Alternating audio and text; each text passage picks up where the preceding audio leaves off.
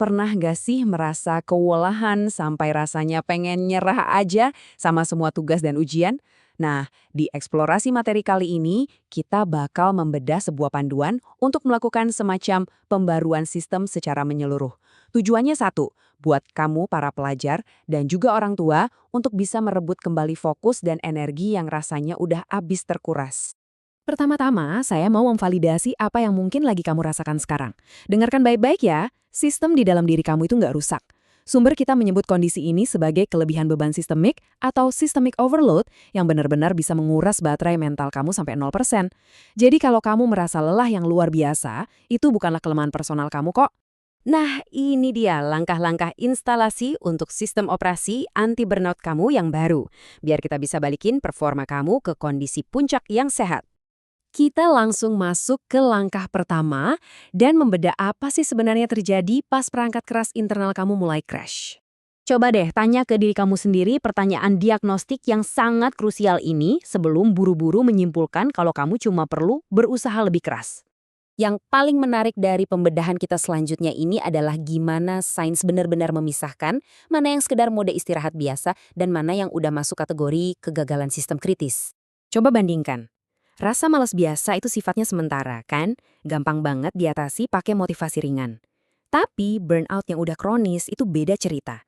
Dia bermanifestasi jadi perasaan kosong yang awet, keluhan fisik beneran kayak sakit kepala, sampai isolasi sosial yang ekstrim di mana kamu mulai sengaja ngejauh dari teman dan keluarga. Ini benar-benar alarm merah. Terus, apa sih akar masalahnya?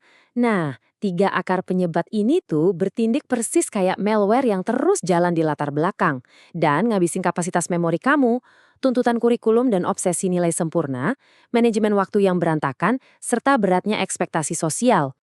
Dan ini secara brilian menggambarkan glitch yang terus berulang. Ekspektasi tinggi ditambah manajemen waktu yang buruk bakal memicu stres ekstrim yang ujung-ujungnya bikin performa kamu anjlok. Ironisnya, bukannya istirahat, nilai yang turun ini justru bikin kamu mematok ekspektasi yang jauh lebih tinggi lagi untuk membalas dendam. Muter aja terus di situ. Buat mutusin siklus yang merusak itu, kita harus menginstal segitiga resiliensi akademik. Ini ibarat campage sistem yang paling mutakhir yang menggabungkan harmoni antara pikiran, teknologi, dan lingkungan kamu.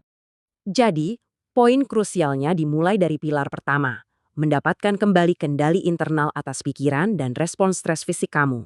Sains secara jelas menunjukkan kalau program mindfulness selama 8 minggu pakai relaksasi otot progresif, dari dahi turun sampai ke tangan, itu bisa secara signifikan meribut tingkat kecemasan kamu.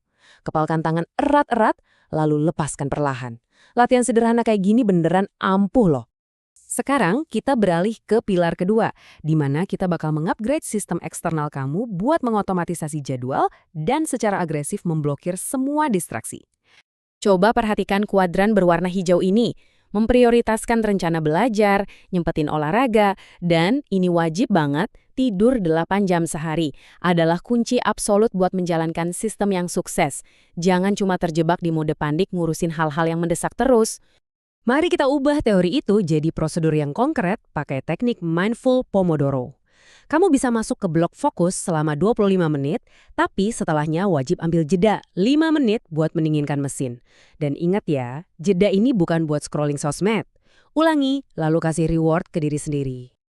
Lihat deh gimana panduan ini ngebangun ekosistem digital yang super seimbang. Kamu bisa pasangkan aplikasi fokus kayak Forest dengan aplikasi pelacak kesehatan mental kayak Breeze untuk bantu ngelola pikiran negatif. Jadi produktif dapat, waras juga dapat.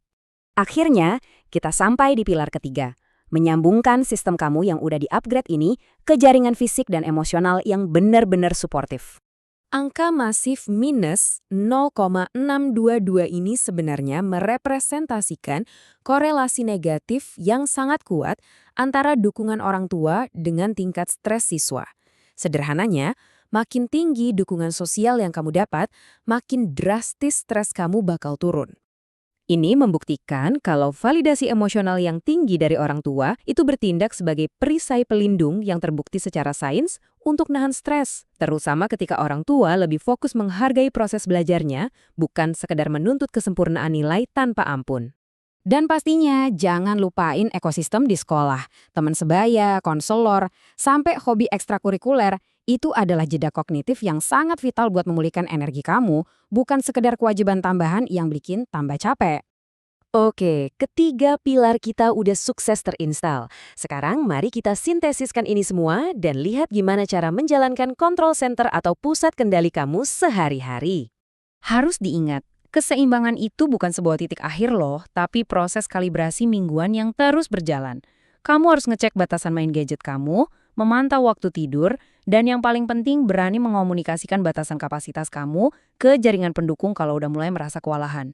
Saya pengen nutup pembahasan ini dengan satu pemikiran buat kamu. Sistem operasi mental kamu itu luar biasa kuat, tapi dia cuma akan bertahan kalau kamu memprioritaskan resiliensinya setiap minggunya.